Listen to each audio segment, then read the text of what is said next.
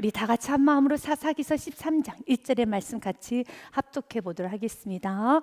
이스라엘 자손이 다시 여호와의 목전에 악을 행하였으므로 여호와께서 그들을 40년 동안 블레셋 사람의 손에 넘겨주시니라. 아멘. 사랑하는 여러분, 우리의 삶 속에 다시라는 이 단어가 이제는 없어지고, 주님, 내가 반복적인 죄, 내가 놓지 못하는 죄는 이 시간 놓아버리고 반복적인 죄는 이제 끊어버리기 원합니다.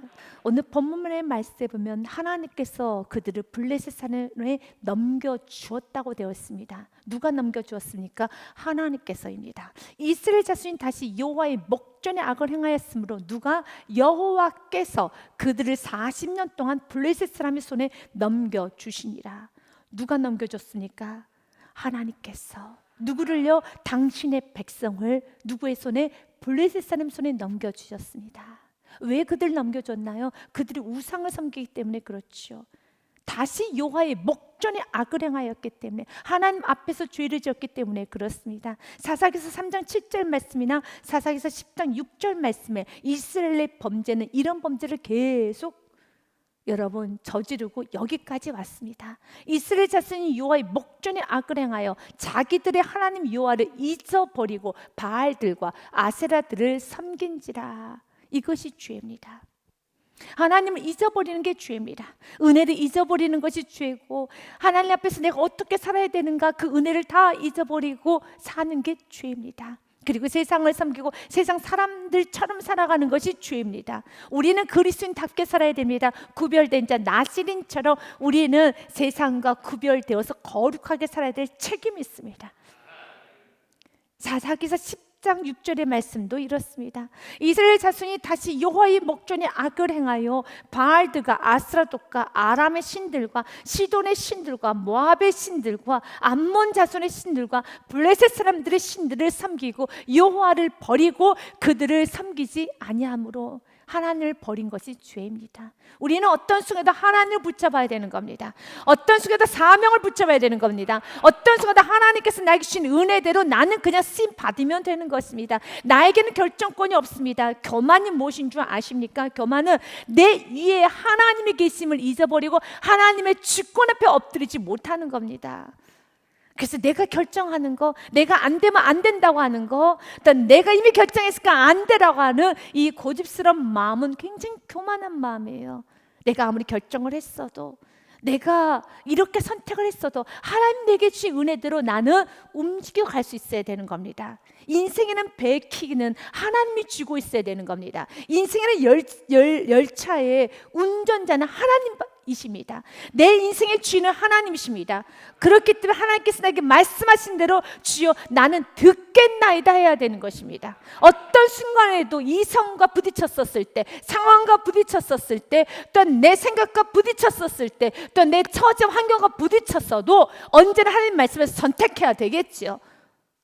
우리가 그렇게 나갈 때 하나님 말합니다. 겸손하다는 것입니다. 아멘. 누가복음 말씀에 보면은 1장에 사가랴 부부가 나옵니다. 사가랴와 또한 마리아가 나옵니다. 다 아이의 문제를 놓고 오늘 성경은 여러분 가정을 비춰보고 있습니다. 엘리사벳의 남편은 사가랴입니다. 그런데 사가랴, 그의 남편, 그리고 그의 아내였던 엘리사벳이 잉태를 못함으로 그들에게 자식이 없고 두 사람의 나이가 많더라. 사가랴와 엘리사벳을 말합니다. 그런데 하나님께서는 그 가정에게 자녀를 주었습니다. 누구를 준비해 놓는가? 오늘 본문의 말씀처럼 삼손을 준비해 놓았던 것처럼 바로 하나님께서는 이스라엘을 구원하기 위하여서, 이스라엘을 축복하시기 위하여서 사사기 13장에는 삼손을 준비해 놓은 것처럼 누구를 준비해 놓는가? 사가랴 부부 가정에 세례 요한을 준비해 놨어요. 천사가 그에게 이르되 사가랴여 무서워하지 말라. 너의 강구함이 들린지라. 내 아내 엘리사벳이 내게 아들을 낳아 주리니 그 이름을 요한이라 하라 라고 말합니다. 15절에 너도 기뻐하고 즐거워할 것이요 많은 사람도 그의 태어남을 기뻐하리니. 아멘. 얼마나 기쁘고 즐거운 일입니까? 여러분, 우리 신앙생활은 기뻐해야 되는 겁니다. 그 기뻐할 일이야. 아멘. 지금 여러분의 삶 가운데 기쁨을 빼앗겼다면, 왜 기쁨을 빼앗겼습니까? 뭐 때문에 기쁨을 빼앗겼습니까? 여러분, 순교하는 그 순교의 지점에 가서까지도 우리 그리스도인들은 그의 얼굴이 천사와 같았더라 라는 말씀이 우리 그리스도인들이 여러분 따라가야 되는 말씀의 기준이에요. 그런데 우리 그리스도인들이 기쁨을 빼앗겼다면, 그 원인이 물질의 문제라면, 자녀의 문제라면, 여러 가지 내 심령의 문제라면 한번 돌아보십시오. 진짜 물질의 문제인가? 자녀의 문제고 여러 가지 관계 문제고 환경적 문제인가? 아닐 수도 있습니다. 물질이, 사람이, 자녀가, 환경이 내 안에 우상이 되었기 때문에도 그럴 수 있죠. 맞아요. 여러분, 그 문제 앞에서 우리는 불이 쪄서 더 성령 충만해져야 되지 않겠습니까? 기쁨을 빼앗길 것이 아니라 오히려 물질에 문제가 생기면은 내가 그 물질로 인해서 더 주님을 가까이 가게 되었고 더 주님께 부르줄 수 있게 되었다면 그 물질은 축복의 통로인 겁니다. 그 문제는 축복의 통로죠. 우리는 매 순간순간마다 모든 문제는 귀에 삼아야 되는 겁니다. 그런데 물질의 문제가 도드라졌습니다. 주님은 오늘 말합니다. 기뻐해야 되지. 기뻐해야 되지. 축복이지. 아멘. 축복과 저주는 나에게 선택권이 있습니다. 이건 기뻐해야 될 문제지. 어떻게 기뻐질 수 있습니까? 여러분, 그 물질의 문제를 해결해 주실 주님을 믿고 그 주님께 부르짖 기도하면 기뻐집니다. 더 믿으면 뜨거워지는 겁니다. 이 연단을 통해서 더 굳건한 신앙인이 될 것입니다. 관계 문제에서 어그러졌습니까? 자녀의 문제가 있습니까? 환경의 문제가 있습니까? 그 문제를 통하여서 문제를 해결해 주실 유일한 분 주님께 간절히 부르짖게 되면 믿음은 더 뜨거워져요. 신앙은 더 깊어지는 겁니다. 더 충만해지는 겁니다. 그러면 당연히 문제를 해결될 뿐만 아니라 그 문제를 통해서 나에게 믿음이 더 커졌던 선물이 나에게 주어지는 겁니다. 기뻐해야 될 일이죠. 그런데 문제가 생겼는데 여러분이 기뻐지지 못하고 여러분이 그 문제 가운데 오히려 하나님과 멀어지고 마음의 평안을 다 뺏겨버리고 여러분 죄를 계속 짓고 있다라면 그것은 나에게 있어서의 우상이 되어 있다는 것도 한번 말씀을 통하여 분별해 보실 필요가 있습니다. 오늘 본문의 말씀에 보면 13절, 14절 말씀에 너도 기뻐하고 즐거워할 것이요 많은 사람도 괴 태어남을 기뻐하리니 이는 그가 주 앞에서 큰 자가 되며 포도주나 독한 술을 마시지 아니하며 모태로부터 성령의 충만함을 받아 이스라엘 자손을 주 곧 그들의 하나님께로 많이 돌아오게 하겠습니다. 이렇게 귀한 축복을 주겠다는 겁니다. 그러면 기뻐해야 되죠. 그런데 성경에서 18절과 20절 말씀에 보면 사가랴에게 벙어리로 만들어 버리십니다. 넌 말하지 마. 벙어리요. 이것은 소외죠. 여러분, 그 기쁘지만 그 기쁨의 축복을 너는 누리지 못하게 한다는 거죠. 왜 이런 일이 일어났습니까? 사가랴가 천사에게 이르되 내가 이것을 어떻게 알리오? 무엇입니까? 이성으로 지금 내가 이해를 못한다는 거죠. 하나님께서는 이러한 태도를 굉장히 하나님 싫어하십니다. 여러분, 천지를 만드신 하나님께 우리는 따져 묻습니다. 내가 이해가 안 된다는 거죠. 내가 이해가 되고 안 되는 건 중요한 게 아니에요. 내가 하나님 믿고 있다면 그분의 성품을 믿어야 되는 거죠. 그분의 완전하심을 믿어야 되는 거죠. 그분의 전능하심을 믿어야 되는 거죠. 그분의 여러분 신실하심을 믿어야 되는 겁니다. 이 어떻게 알려는 이해가 안 된다는 거죠. 주님, 천세기 이르되 내가 이것을 어떻게 할리요? 이거 이해가 안 된다는 거죠. 그럼 내가 다 이해한 것만 믿겠다는 겁니다. 그럼 이해한 것만 믿기 시작하면 십자가가 믿을 수가 없어요. 어떻게 하나님께서 그런 피조물 중에 피조물인 더러운 인간을 위해서 하나님이 내려오신 그 십자가의 사건을 어떻게 인간이 믿을 수 있겠습니까? 믿을 수 없지요. 그게 믿어진다면요, 왜 이 말씀이 안 믿어지겠습니까? 너는 십자가의 사건을 믿어진다고 하면서 천국도 믿어진다고 하면서 죄 산 받은 것도 믿어진다고 하면서 이게 믿어지지 않는다라면 그 믿음은 가짜일 수도 있죠. 아니면 그 믿음이 너무 온전하지 않기 때문에 주님께서는 우리에게 오늘 또 믿음을 관여하는 겁니다. 여러분, 십자가 사건이 믿어집니까? 이게 믿어지면 못 믿을 것이 없어요. 2000년 전에 예수님께서 나를 위해서 죽으셨다. 그 피가 지금도 효력이 있다. 이게 믿어지십니까? 그 피를 본 적도 없는데요. 그 피를 만질 적도 없는데요. 근데 이 수많고 많은 그 죄가 이 말씀 하나로 다 사해졌다는 게 믿어지십니까? 왜 그 말씀 믿고 왜 또 다른 말씀 못 믿습니까? 주님께서 이렇게 반문하실 겁니다. 그래서 주님께서 이렇게 말하는 겁니다. 사가랴에게 주님 말합니다. 내가 어떻게 알리요? 내 아내는 나도 늙고 아내도 나이가 많으니이다 라고 이성적으로 논리적으로 말을 할 때, 그때 천사가 대답하여 이르되 나는 하나님 앞에 서 있는 가브리엘이라. 이 좋은 소식을 전하여 내게 말하라고 보내심을 받았노라. 좋은 소식 앞에서는 좋게 반응을 해야 돼요. 좋은 소식 앞에서는 좋게 반응해야 되는 겁니다. 이 말씀은 축복이죠. 여러분, 이 예배는 축복입니다. 이 예배 시간에 좋게 반응하셔야 되는 겁니다. 20절 말씀에 이렇게 성경은 말합니다. 같이 읽겠습니다. 시작. 보라, 이 일이 되는 날까지 내가 말 못하는 자가 되어 능히 말을 못하리니 이는 내가 내 말을 믿지 아니함이거니와 때가 이르면 내 말이 이루어지리라 하더라. 아멘. 좀 하나님께서 이 사건을 크게 다루죠. 맞습니다. 믿음 없는 걸 하나님이 절대 가볍게 다루지 않아요. 크게 다룹니다.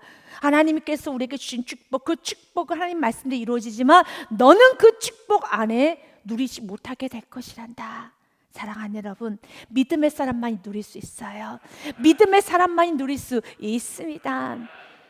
그러나 동일하게 누가복음 1장에 마리아란 여인도 나와요. 마리아에게도 너무 황당스러운 일이 주어집니다. 어떤 황당스러운 일이 주어집니까? 천사가 이르되 마리아여, 무소하지 말라.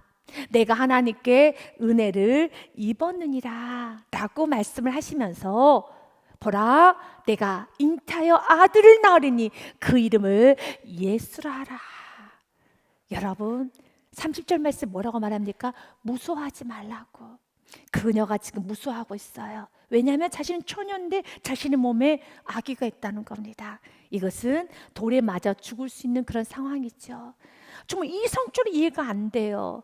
난 내 몸을 아는데, 난 한 번도 남자를 가까이 한 적이 없는데, 나는 처녀인데, 난 내가 내 몸을 아는데 이럴 수는 없지. 그래서 너무 무서운 거예요. 그러나 그녀의 반응은 38절입니다.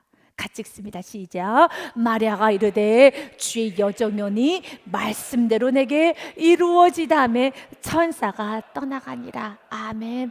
우리는 이 말씀을 그대로 받아들여서 누가복음 1장에 여러분 20절의 말씀도 있다는 거 기억하시고 38절의 말씀도 있다는 걸 기억하시고, 나는 20절의 말씀처럼 살 것인가? 아니면 난 20절에 하나님으로부터 책망받고 살 것인가? 아니면 38절처럼 나는 살 것인가도 우리 선택에 달려 있습니다. 동일한 축복입니다. 세례 요한도 우리에게 주시는 축복, 이 땅에 오신 예수 그리스도 구원자의 축복, 오늘 삼손에 관한 축복, 다 축복입니다. 축복을 쏟아부어집니다. 여러분의 삶 속에 삼손도 보내줄 것이고 세례 요한도 보내줄 것이고 구원자신 예수 그리스도 같은 복음의 좋은 소식들이 이렇게 정말 수많은 좋은 소식들을 우리에게 보여주실 때 그 좋은 소식 앞에서 우리는 어떻게 반응해야 되겠습니까? 좋게 반응해야 되는 겁니다. 멋지고 근사하게 반응해야 됩니다. 믿음으로 반응해야 되는 겁니다. 그러나 그 좋은 소식 앞에 우리가 여러분 19절 말씀처럼, 여러분 18절 말씀처럼 내가 어떻게 이것을 알리요? 내가 늙고 아내도 나이가 많으니이다 라고 하면서 여러분 자신의 이성을 내미면서 여러분 부정적으로 반응하는 것이 아니라 우리는 믿음으로 반응해야겠죠.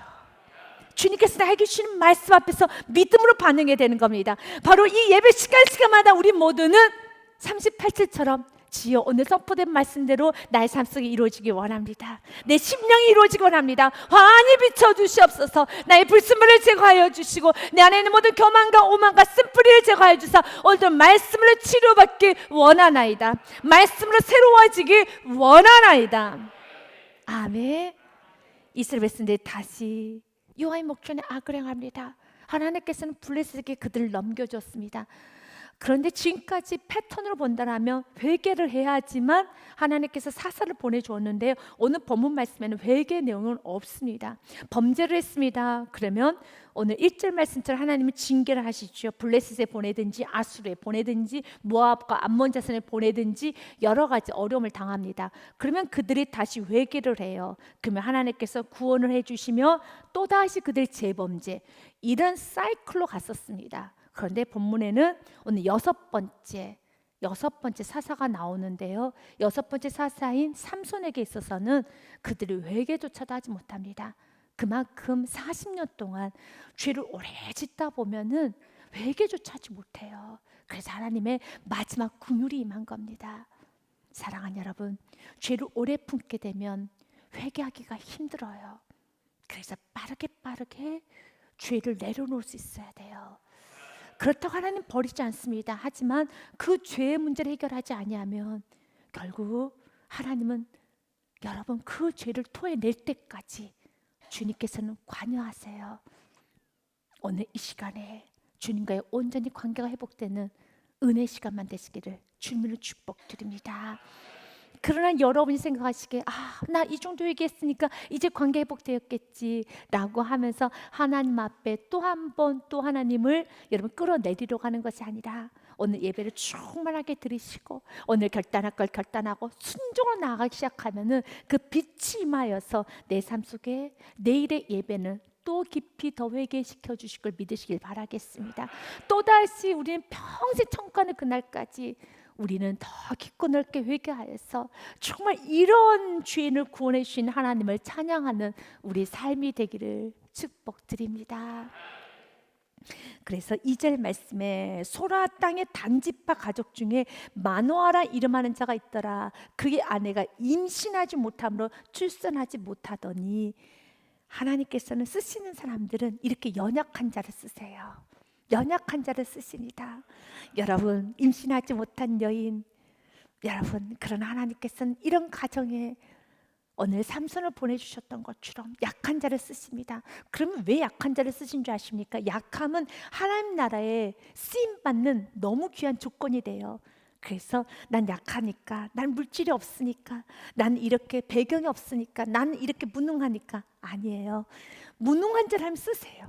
그런데 내가 무능한데 자신의 무능함을 모르기 때문에, 자신의 연약함을 모르고 자꾸 하나님 의지하지 않고 오직 예수로 죽으면 죽으리라 붙잡으면 되는데, 무능하고 부족하고 연약하고 모자른데 하나님까지 붙들지 않으니까 인생이 안 풀리는 거예요. 오늘 고린도전서 말씀에 보면 주님은 이렇게 분명하게 말을 합니다. 형제들아, 너희를 부르심을 보라.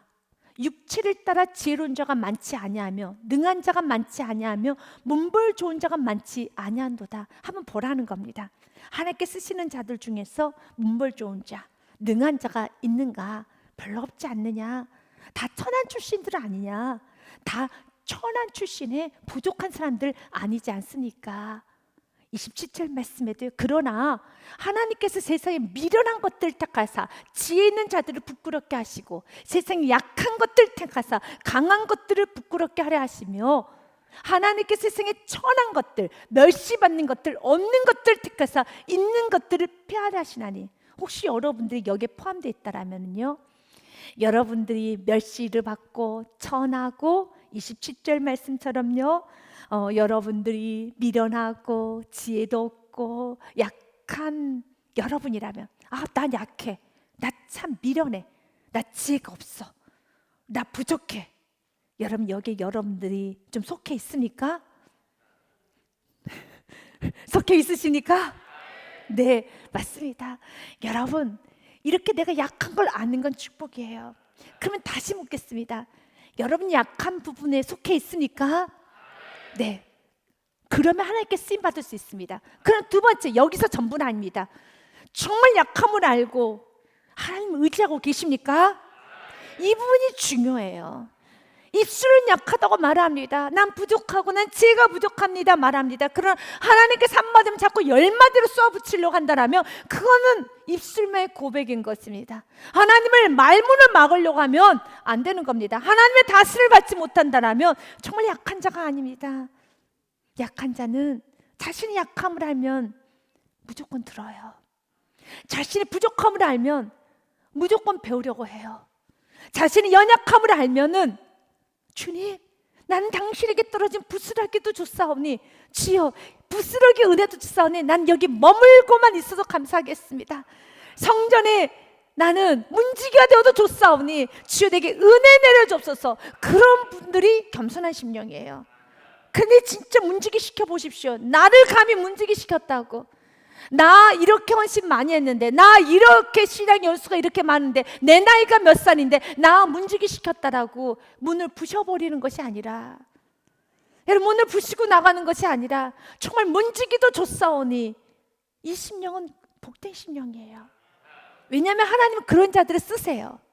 무조건적으로 약한 자만 쓰는 게 아니라 진짜 약함을 알고 오직 예수로 죽으면 죽으리라 붙잡는 심령을 하나님은 쓰신다는 겁니다. 그래서 오늘 또 기도하셔야 돼요. 하나님, 우리의 가정에도 삼손과 같은 인물을 허락하여 주옵소서. 세례요한과 같이 하나님의 축복이 쏟아지기 원합니다. 이런 기적이 일어나기 원합니다. 나는 태문이 닫혔습니다. 우리는 잉태하지 못한 가정입니다.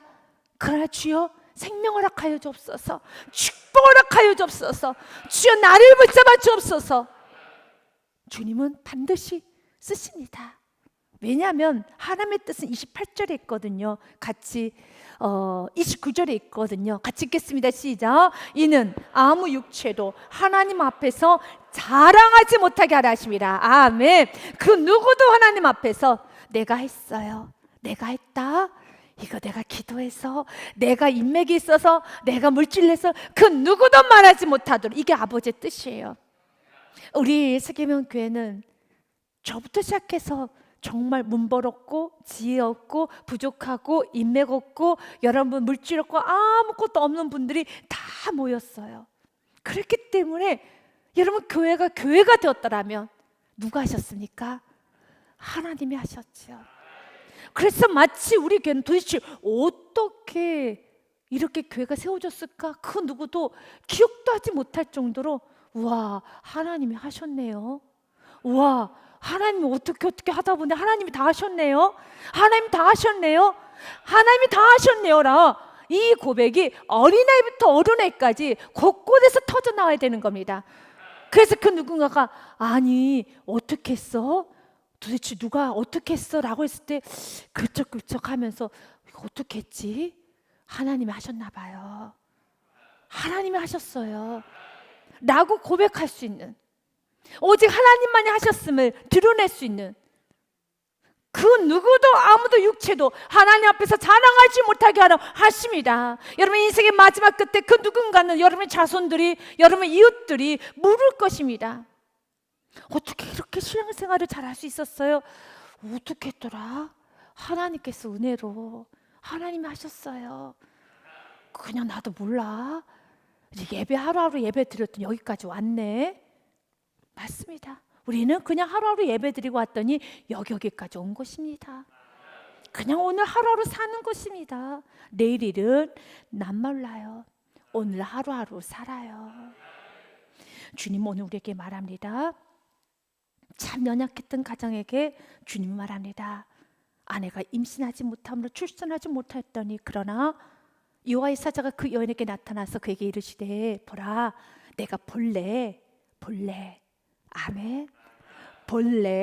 우리는 본래 임신하지 못한 사람들, 본래 무능한 사람들, 본래 별 볼 일 없는 사람들, 본래 우린 그래서 가문, 여러분 그런 과거 자랑할 필요가 없어요. 자랑하면 창피합니다. 여러분 나의 과거 자랑하고 내가 과거 라떼, 우리에게 라떼를 하는 순간에 너무 창피해지는 거예요.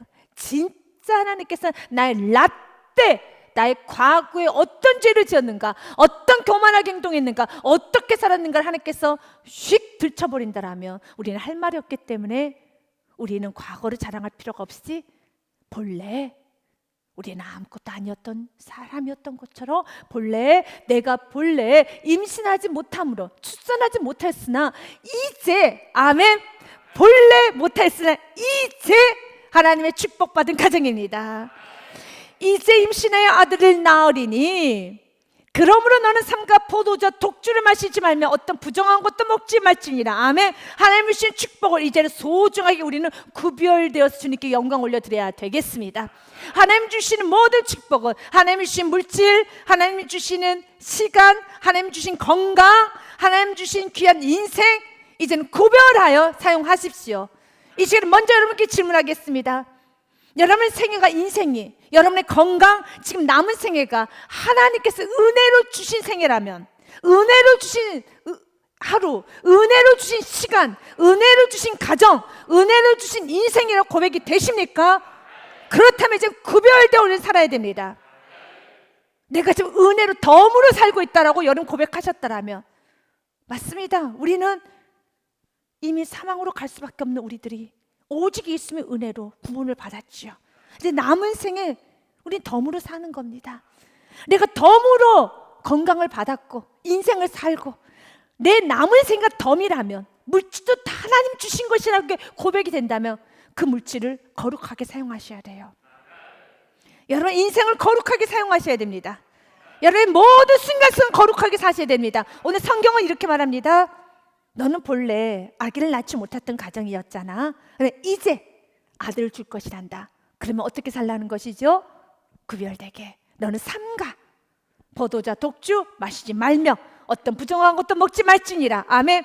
오늘 세 가지 단어를 기억하고 가십시오. 본래, 이제, 삼가. 세 가지 기억하십시오. 본래 나는 죄인이었고, 본래 나는 망할 자였고, 본래 나는 아무것도 아닌 자였는데 이제 축복자가 되었고, 이제 회복자가 되었고, 이제 예배자가 되었고, 이제 그리스도인 되었다면 삼가 구별되어서 살겠습니다. 이것이 우리가 살아가야 되는 삶의 구조예요. 이 세 가지 단어, 본래, 이제, 삼가, 이 단어를 꼭 기억하셔서 살아가시길 바랍니다. 로마서 13장 13절부터 14절 말씀에 보니요, 낮에와 같이 단정히 행하고 방탕하거나 술 취하지 말며, 로마서 13장 13절입니다. 음란하거나 호색하지 말고 다투거나 시기하지 말고. 아멘. 14절 말씀 같이 읽습니다. 오직 주 예수 그리스도로 옷 입고 정욕을 위하여 육신의 일을 도모하지 말라. 아멘. 이렇게 언제까지요? 끝까지. 그러나 우리는 알아요. 삼손은 끝까지 살지 못했어요. 그래서 그는 어떻게 됐습니까? 그의 남은 생에는 눈이 다 빠지고 맷돌 돌리는 인생이 되었죠. 내가 끝까지 구별되어 생각하지 못하고, 구별되어 행동하지 못하고, 구별되어 결정하지 못하고 삼가지 못한다면, 삼손을 하나님께서는 삼가라 했는데 은혜로 주신 것, 은혜로 주신 물질을 삼가서 쓰지 못하고, 은혜로 주신 시간, 은혜로 주신 건강을 삼가서 거룩하게 여러분 사용하지 못하고 내가 살았더라면 삼손의 생애를 우리는 봐야 돼요. 삼손은 그에 대한 대가를 치렀어요. 그런데 하나님 마지막에 그를 회복시켰죠. 그런데 너무 아쉽지 않습니까? 우리는 언제까지 삼가야 되겠습니까? 끝까지. 삼손의 마지막 모습이 16장 말씀에 있습니다. 마지막 16장 28절 말씀에 보면, 삼손이 여호와께 부르짖어 이르되 주 여호와여 구하옵나니 나를 생각하옵소서. 하나님이여 구하옵나니 이번만 나를 강하게 하사 나의 두 눈을 뺀 블레셋 사람에게 원수를 단번에 갖게 하옵소서 하고, 왜 그의 두 눈이 여러분 빼앗겼습니까? 왜 그같이 맷돌 돌리는 인생, 참 비참하게 초라한 인생으로 여러분 흔들흔들거리는 인생으로 살고 있습니까? 육신의 일을 도모해서 삼가지 않았기 때문에. 삼가라고 돼 있잖아요. 무엇을요? 독주를 삼가라잖아요. 여러분 어떤 부정한 거 먹지 말라고 하잖아요. 근데 부정한 거 먹고 세상 거 취하고 세상 방법대로 생각하고 세상 방법대로 살면 안 되는 것입니다. 이것은 변하지 않는 진리예요. 내가 그리스도인이라 할지라도, 내가 하나님의 자녀 구원받은 건 사실입니다. 그러나 삼손처럼 구원받은 자답게 살지 아니하면 삼손과 같이 그의 마지막 생에는 두 눈 빠진 생애가 되는 거예요. 그러나 하나님께서는 그에게 은혜를 베풀어 주셨죠. 29절의 말씀에 보니요, 삼손이 집을 버틴 두 기둥 가운데 하나는 왼손으로, 하나는 오른손으로 껴 의지하고 삼손이 이르되 블레셋 사람과 함께 죽기를 원하라 하고 힘을 다하여 몸을 굽히매 그 집이 곧 무너져 그 안에 있는 모든 방백들과 온 백성에게 덮이니 삼손이 죽을 때 죽인 자가 살았을 때 죽인 자보다 더욱 많았더라. 하나님의 뜻은 이루어집니다. 그러나 하나님께서는 삼손이 이렇게 맞춰주기를 원하지 않았어요. 하나님 오래 쓰임 받기 원합니다. 우리가 행복하게 살기 원합니다. 행복은 삼갈 걸 삼가는 겁니다. 어떻게 해요? 주님께서 이렇게 말씀하셨지요. 5절에 보라 내가 임신하여 아들을 낳으리니 그의 머리 위에 삭도를 대지 말라. 나시린처럼 이렇게 머리에 삭도를 대지 말고 길게 머리를 늘어뜨리라. 이 말은 누가 봐도 나시린 그리스도인인 것 티를 내고 다니라는 거죠. 세상 사람들처럼 행동하지 말고 와 저분은 목사다워. 딱 보니까 목사네. 에이, 딱 보니까 예수 믿는 사람들이네. 나하고 나시린처럼 머리를 휘날릴 때 사람들은 말했어요. 나시린인가 보다. 그래서 머리 위에 삭도를 대지 마라. 이 아이는 태에서 나옴으로부터 하나님께 바쳐진 나시린이 됩니다. 그가 블레셋 사람 손에서 이스라엘을 구원하기 시작하리라 하시니 이에 그 여인이 가서 그의 남편에게 말해 이르되 하나님의 사람이 내게 오셨는데 그 모습이 하나님의 사자의 용모 같아서 심히 두려움으로 어디서부터 왔는지도 내가 묻지 못하였고 그도 자기가 이름을 내게 이르지 아니하였으며 그가 내게 이르기를 보라 내가 임신의 아들 낳으리니 이제 포도주와 독주를 마시지 말며 누구에게도요? 그 부모부터. 사랑하는 여러분 기억하십시오. 여러분의 자녀가 크게 쓰임받기 원한다면 여러분부터 포도주와 독주 저와 여러분 우리 모두부터 포도주와 독주를 마시면 안 돼요. 자녀에게만 믿음을 요구하지 마시고 우리가 먼저 살아야 되는 겁니다. 우리 안에 삼손과 같이 우리 안에 이스라엘을 구원하고 우리 안에 하나님께 귀하게 쓰임받는 다음 세대를 잉태하기 원한다면 특별히 우리 세계명교회는 어떤 교회입니까? 다음 세대를 세우는 교회. 그렇다면 저와 여러분부터 해야 될 게 있습니다. 우리 다음 세대에게 나시린처럼 살아라. 구별되어 살아라.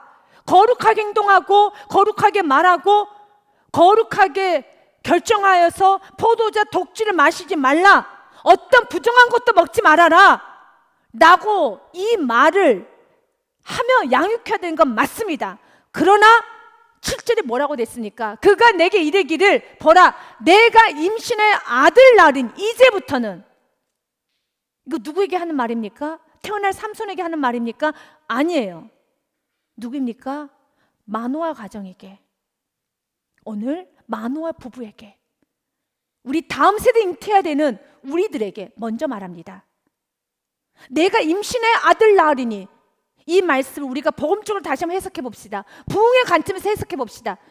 내가 임신하여 다음 세대를 낳으리니 너의 자녀가 세워지리니 이제부터는 이제 포도주와 독주를 마시지 말며 어떤 부정한 것도 먹지 말라. 왜요? 하반절 같이 읽겠습니다. 시작. 이 아이는 태에서부터 그가 죽는 날까지 하나님께 바쳐진 나신이 됨이라 하더이다 하니라. 아멘. 하나님께 드려진 인생. 우리 모두의 기도 제목이잖아요. 우리의 자녀 사용하여 주옵소서. 하나님께 바친 나이다. 우리 자녀 사용하여 주옵소서. 우리 다음 세대 사용하여 주옵소서.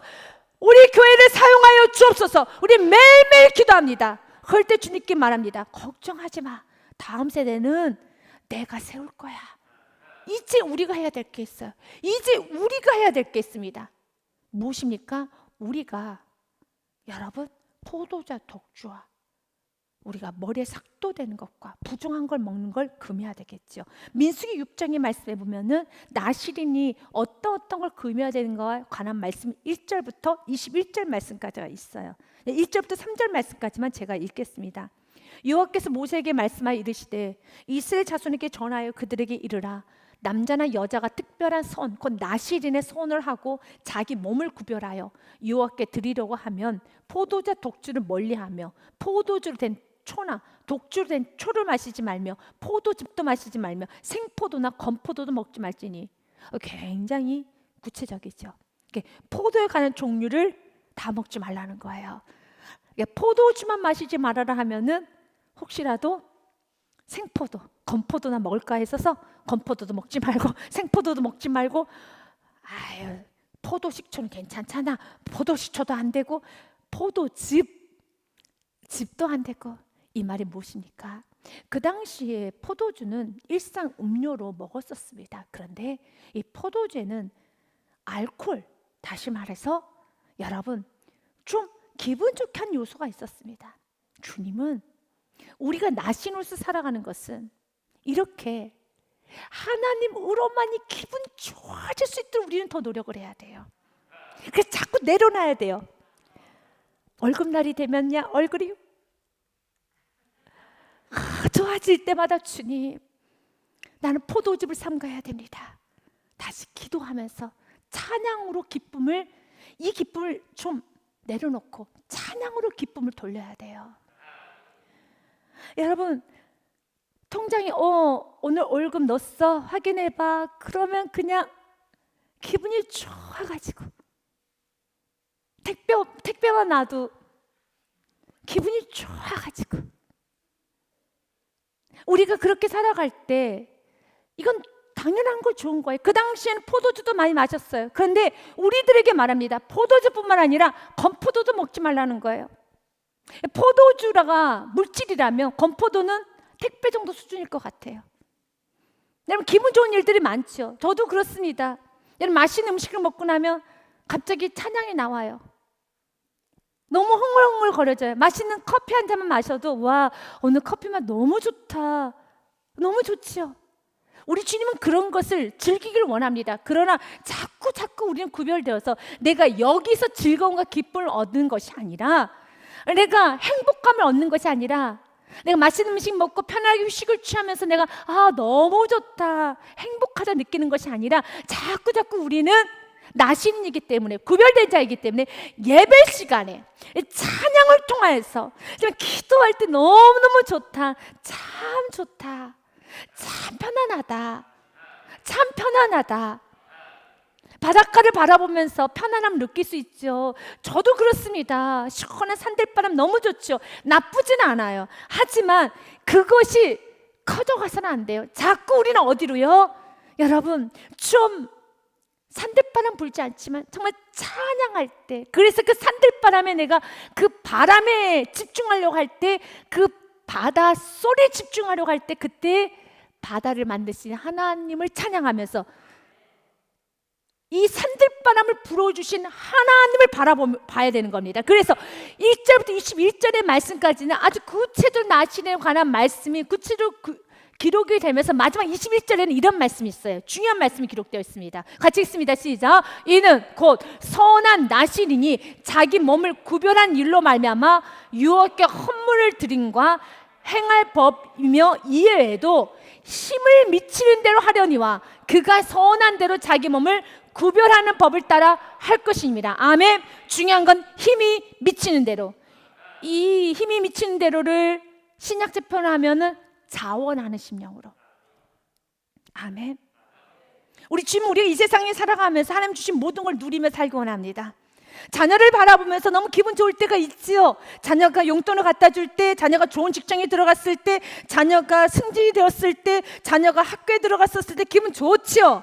그러나 거기서 내가 여기에 집중할 때, 그때 이 자녀를 주시는 하나님을 찬양하면서 이렇게 힘이 미치는 대로 자꾸 하나님께 집중해야 되는 겁니다. 왜 그렇습니까? 세상의 사람들은 자녀의 용돈을 받거나 자녀가 좋은 직장을 가거나 좋은 결과를 얻으면 세상 사람들 너무 기뻐하죠. 그러면 세상 사람들과 다를 게 뭐가 있어요? 다를 게 없죠. 세상의 부모는 자녀가 잘 되면 너무 기뻐하죠. 그 기쁨하고 내가 자녀가 잘 되었을 때 느끼는 기쁨과 동일하죠. 세상의 부모도 자녀 잘 되면 기뻐져요. 동일하면 안 돼요. 우리는 여기서 구별됨이 무엇입니까? 그곳에서 하나님을 찬양, 이것만이 우리가 다름이죠. 우리의 구별됨이죠. 여러분들이 직장을 잘하고 사업을 잘했어요. 세상에서도 사업의 결과가 좋으면 기뻐요. 우리랑 다를 게 뭐가 있어요? 그러나 여기서 우리는 한 단계 더 나아가서 힘이 미치는 대로 주님이 하셨습니다. 입술에 찬양이 나와야 돼요. 입술 고백이 나와야 되는 겁니다. 왜요? 우리는 나시린이기 때문에. 이 시작을 누구부터 하라는 것입니까? 태어날 자녀부터 하는 것이 아니라 주님 오늘 우리에게 말합니다. 누구부터 하라고 하십니까? 7절에 그가 내게 이르기를, 마노아 부부에게 이르기를, 보라 내가 임신의 아들 낳으리니 이제부터는 포도주 독주를 마시지 말며 어떤 부정한 것도 먹지 말라. 그 이유는 이 아이는 태에서부터 그가 죽는 날까지 하나님께 바쳐진 나실인이 됨이라. 아멘. 그 삶을 위하여 주님은 오늘 우리들에게 요한복음 15장의 말씀으로 우리에게 건네주시고 말씀을 좀 마치기 원합니다. 같이 읽습니다. 시작. 내 안에 거하라. 나도 너희 안에 거하리라. 가지가 포도나무에 붙어있지 아니하면 스스로 열매를 맺을 수 없음같이 너희도 내 안에 있지 아니하면 그러하리라. 아멘. 주님 안에 거하십시오. 주님 안에 거하는데 방해되는 것들은 오늘도 십자가에 못 박으십시오. 강함이 있습니까? 죄가 있습니까? 버려야 될 우상이 있습니까? 여러분 거친 부분이 있습니까? 다 십자가에 못 박고 하나님 정말 나는 죽으면 죽으리라. 하나님 오직 주님과 꼭 붙잡고 주님 안에 거하기를 힘써야 됩니다. 주님 안에 거하기를 힘써야 됩니다. 예배 드리기를 더 힘쓰십시오. 힘을 다해 예배 드리시고 힘을 다해 기도하시고 매 순간 순간 어떻게 하면 더 예배 초스러울까? 이것만이 우리가 세상 사람들과 다른 점이에요. 세상 사람들처럼 우리도 열심히 일할 겁니다. 자녀 양육합니다. 무엇이 다르겠습니까? 오늘 이렇게 예배하는 것이 다르죠. 그래서 우리는 열심히 일하고 예배자를 뛰어와야 돼요. 열심히 자녀 키우고 예배자를 뛰어와야 되는 겁니다. 이것만이 다른 점이지 않겠습니까? 이것이 나실인의 삶 아니겠습니까? 여러분 삶 가운데 날마다 이 은혜가 충만하시길 주님의 이름으로 축복드립니다.